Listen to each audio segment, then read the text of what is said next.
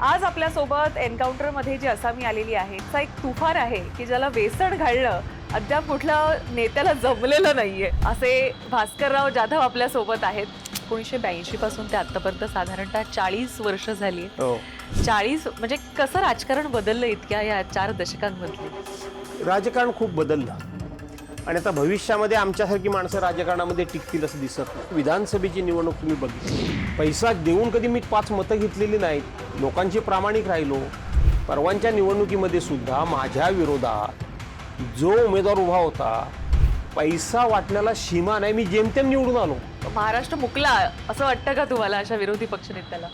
जो विरोधी पक्ष संख्येनं मोठा आहे त्याच्या पक्षाकडून जे नाव येईल त्याचा विरोधी पक्ष नेता म्हणून अध्यक्षांनी आणि सरकारनं नाव घोषित करावं अशी कायद्यामध्ये तरतूद आहे. ते नाही म्हणत नाहीत, पण ते करत नाही. कोकणाचे असून सुद्धा कोकणाची जबाबदारी न देता विदर्भाची जबाबदारी तुम्हाला देण्यात येते. 28 जागा होत्या विदर्भामध्ये माझ्याकडे दिलेल्या. उमेदवारी आमच्या पक्षाने किती घेतली? 1.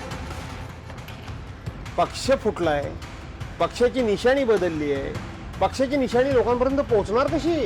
निवडून आलेल्या जागा सुद्धा आम्ही सोडल्या. खासदारकीच्या निवडून आलेल्या जागा आम्ही सोडल्या.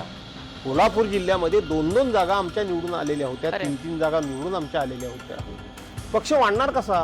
तुमच्यावर विश्वास ठेवलेला पवार साहेबांनी असं तुम्ही म्हणताय, पण इतर नेत्यांचं कसं काय गणित जुळलं होतं तुमच्यासोबत? खरं तर राष्ट्रवादी ही माझ्याकडून सोडली जायला नको होती. आता जो पवार साहेबांचा पक्ष फुटला त्यावेळेला मी पवार साहेबांच्याच बाजूला उभा राहायला पाहिजे. म्हणजे सुनील तटकरे, शेखर निकम, उदय सामंत यांच्याशी तुमचं कधी जुळलंच नाही का बरं? असं तुम्ही उदय सामंतांचं नाव घेतलं, शेखर निकमांचं नाव घेतलं, सुनील तटकरेंचं नाव घेतलं, त्याच्यात कैलासोशी बाळशेठ माटे होते, राजाभाऊ लिमये होते, की रमेश कदम होते. हे सगळे लोक सातत्यानं माझ्या विरोधात तक्रारी करत होते. विक्रांत जाधव यांच्या भविष्यासाठी भास्कर जाधव हे पक्षांतर करतील? तुमच्या चॅनल समोर डायरेक्ट सांगतो, मी त्याला जन्म दिलाय, मी त्याला कर्म नाही दिले.